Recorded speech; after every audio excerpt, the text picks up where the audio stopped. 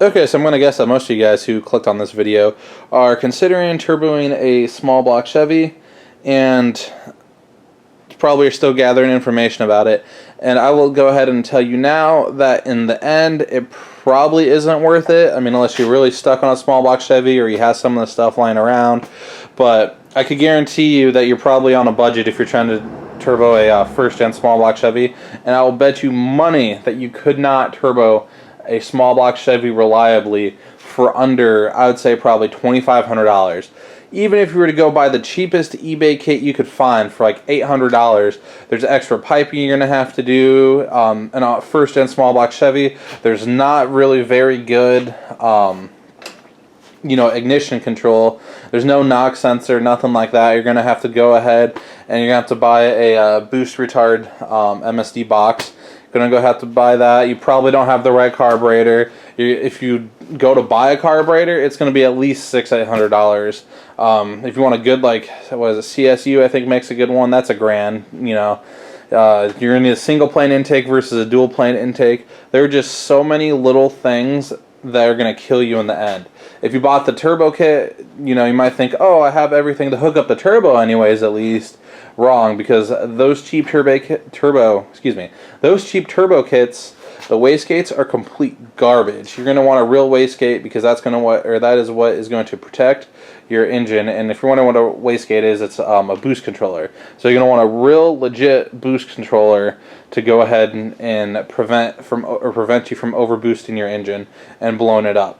Especially if you haven't built the small block. Because most of you guys that are probably thinking about building a first-gen small block have something with iron heads on it, all that stuff. And let me tell you, even this engine with aluminum heads and hypercast pistons, you're only going to be able to make, 5-6 pounds of boost at most is probably what you're going to want to run on it. And people will tell you could get away with more. And, you build an engine with 8-to-1 compression. Yeah, you could get away with more, but you're just risking it, especially on an old small block where you can't control detonation as much. You're going to want forged internals. Another thing is, by the time this is all said and done, you probably could have put an LS in there for almost the same price if you're going to turbocharge it. And don't get me wrong, don't be like, oh, you just love LSs. I actually don't love LSs. They're awesome engines, but everyone and their mom has one, and it's so annoying. But if you want power reliably and you want something turbocharged and you want a V8 in a Chevy car, the LS is probably the way to go. It's just way more modern. You don't have to do anything. And basically, you'd have to make a legit 500 horsepower small block Chevy that's turbocharged, you need to build the engine, and you don't need to build the engine of an LS. And even if you didn't do the wiring yourself, you spend $800 on wiring. That's a lot less than building a first-gen small block engine, especially if you don't have any of the parts or anything laying around, because you need forged internals. If you're going to make anything over like 450 horsepower, you probably are going to want a forged crankshaft. If not, you're just waiting. You're playing a time game. Eventually, it's gonna let go. Eventually, you're gonna want if you're building it, you might as well build the roller cams. If you're building it to make a fast car, that's adds 1.5 times the cost of like a flat tappet setup. And there's just so many variables to a small block Chevy to make it turbocharge that, in my opinion, it's just not worth it. And if you were to go and get a junkyard engine and turbocharge it, yeah, it would live at probably 4 to 5 pounds of boost, but how long? Like, if you were to see this engine and you pulled it, I mean, it doesn't look like anything crazy. It's got just a mild high-rise intake on it, nothing too crazy. It have aluminum head, so it might look like it has a little bit of power. But let me tell you, if you were to put this in or put a turbocharger on this and run 3 pounds of boost, I guarantee it'd probably blow up. Unless you were dead on with your tune, it'd probably blow up. It wouldn't, if it didn't, 5 or 6 pounds is going to blow it up. Why? Because it's almost at 11-to-1 compression, and that is just way too much for a turbocharged first-gen small block Chevy for any kind of boost, especially without the forged pistons, because I have hypercast pistons, which is another thing you wouldn't know without pulling the engine apart. And You know, that's something most of you won't want to do. You also are going to want aluminum heads if you go and turbocharge this first-gen small block Chevy, because it prevents detonation because they cool off way better, extremely better than iron heads. And it's not to say people don't have iron heads and make power with a turbocharged first-gen small block Chevy, but why? I mean, you could buy a cheap set of aluminum heads for a small block Chevy, like Edelbrock heads, for example, that flow, you know, you can port iron heads that flow really well, but, you know, a nice set of aluminum heads that flow way better than anything from the factory without even porting them or anything. But, I mean, that's just kind of an option that you've got there. I don't know, there's just so much stuff to do that is probably just the better to go with the LS, because you could buy a junkyard LS for $500, and then the wiring for $800, so you're $1,300, versus if you were to build a small block Chevy, like the engine itself to make 500 horsepower, you'd be $3,000 in easy.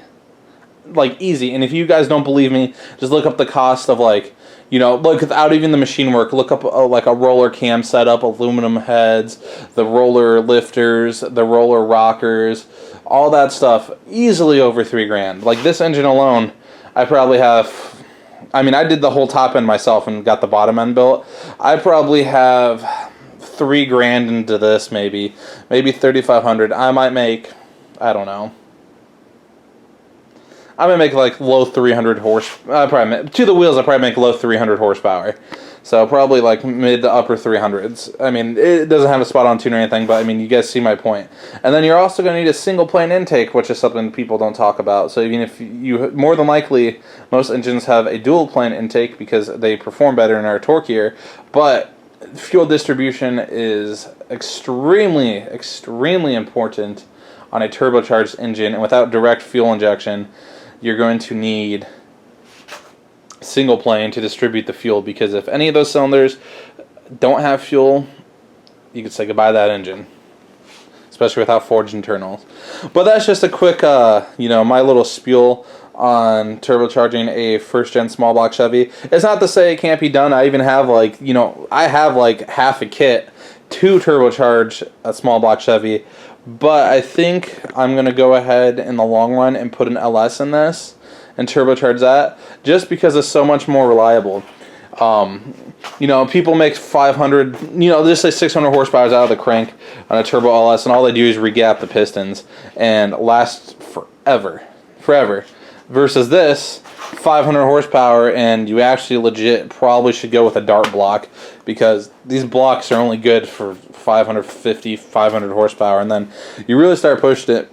People that run original first-gen small blocks with 600 horsepower or more, NOS and everything, nitrous, whatever you want to call it, it's a time game. It's risky. It's, you know, it's going to blow eventually. These blocks aren't meant to make that much horsepower.